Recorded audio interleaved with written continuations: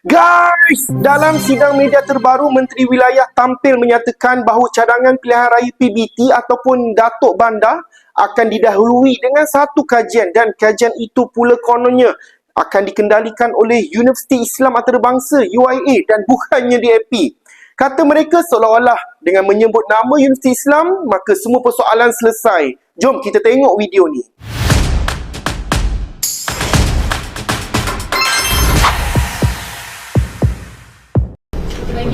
Malam ada beberapa pemimpin politik membantah cadangan pemilihan Datuk Bandar. Tu boleh komen sikit?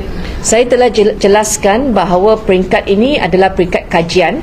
Kenapa kita buat kajian? Kerana ada rang undang-undang persendirian yang telah dikemukakan oleh ahli parlimen dalam sidang parlimen yang lepas. Jadi kajian ini bukan dilaksanakan sekarang. Kajian ini telah berlangsung sejak bulan Disember semasa mantan Menteri Wilayah. Dan kajian ini jangan takut, kajian ini dilakukan oleh Universiti Islam Antarabangsa UIA. It's a reputable university. Okay? Jadi kajian ini bukan dilakukan oleh orang DAP. Ini adalah Universiti Islam Antarabangsa yang saya yakin kajian mereka berkualiti, dan saya tak ada hasil kajian. Kita masih menunggu. Selepas kita dengar kajian, boleh buat, tak boleh buat, baru kita akan sediakan kertas kabinet untuk maklumkan kepada kabinet sama ada Jabatan Wilayah Persekutuan nak pindah akta atau tidak pindah akta. At this point of time, it's premature to comment because baru lakukan proses kajian. Itu saja.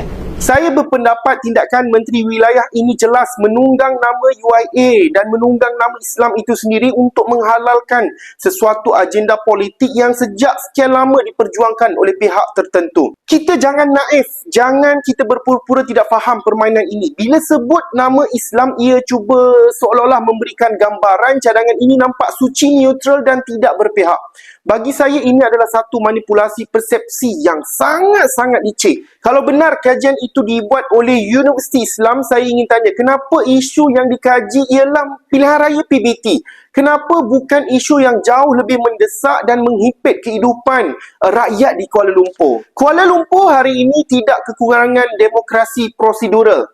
Yang Kuala Lumpur kekurangan ialah keadilan ekonomi, kualiti kehidupan dan keprihatinan pentadbiran. Kos sara hidup di bandar ini semakin mencengkam, sewa rumah yang melambung, harga makanan yang meningkat, rakyat terpaksa bekerja siang malam tetapi hidup masih lagi sempit dan terhimpit. Saya mengecam kegagalan Menteri Wilayah dalam mengutamakan kajian dan dasar untuk menyelesaikan masalah ini terlebih dahulu sepatutnya. Apa gunanya kalau kita sibuk bercakap tentang soal memilih Datuk Bandar tapi kalau rakyat sendiri masih tidak mampu menyewa rumah dengan tenang? Seterusnya, yang antara isu yang ada di Kuala Lumpur ialah isu kesesakan jalan raya. Ini realiti harian warga kota. Jam tidak pernah selesai. Jalan berlubang sana sini, ada kawasan yang bertahun-tahun tidak diselenggarakan dengan baik. Saya berpendapat dana dan tenaga yang mahu digunakan untuk pilihan raya Datuk Bandar itu sepatutnya digunakan lebih bermanfaat sekiranya digunakan untuk menaik tarafkan jalan, infrastruktur, memperbaiki jalan yang rosak dan memperkemaskan sistem trafik di bandar-bandar. Saya juga ingin menyentuh soal perumahan usang, flat lama yang uzur, bangunan yang tidak terurus, persekitaran yang tidak selamat dan tidak bermaruah untuk didiami. Ditambah pula dengan isu gelandangan yang semakin meningkat. Ini semua adalah wajah sebenar Kuala Lumpur hari ini. Saya rasa seorang Menteri Wilayah sepatutnya rasa bertanggungjawab, memfokuskan kepada pembaikan bandar dan pemulihan kehidupan manusia.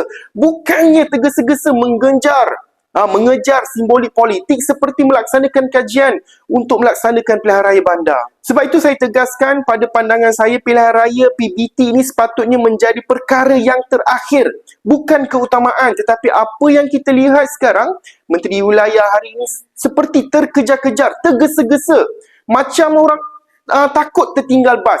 Saya agak mungkin ada tekanan politik di belakang tabir sehingga kepentingan rakyat tidak diendahkan. Lebih membimbangkan lagi bila kita bercakap soal kajian.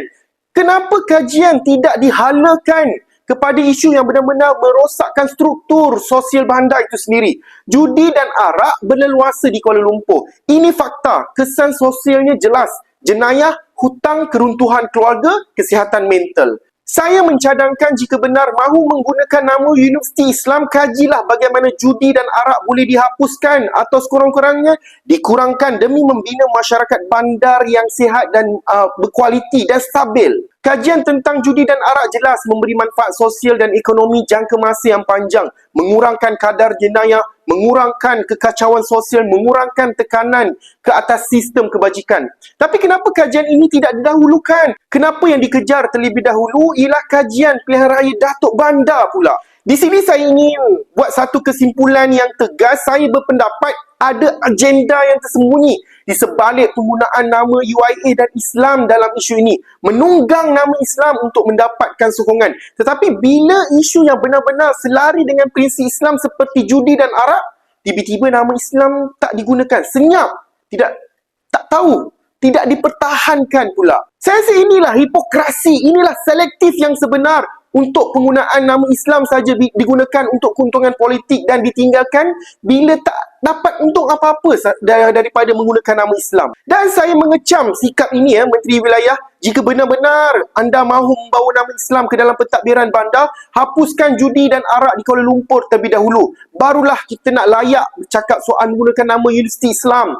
Jangan guna nama Islam sebagai perisai untuk agenda kuasa anda, kemudian ditinggalkan Islam bila menuntut pengorbanan politik itu sendiri. Akhirnya saya nak tegaskan dengan jelas kepada Menteri Wilayah, pada pandangan saya, pilihan raya bandar ini bukan soal demokrasi semata-mata, ia adalah soal perluasan kuasa politik di bandar-bandar strategik. Dan rakyat wajib sedar perkara ini. Menteri yang bermain dengan sentimen agama untuk tujuan politik hari ini wajar dinilai semula dan ditolak pada pilihan raya yang akan datang. Ini pendirian saya, ini pandangan saya dan saya tidak akan berdiam diri bila nama Islam diperalatkan demi agenda yang tidak menyelesaikan penderitaan rakyat.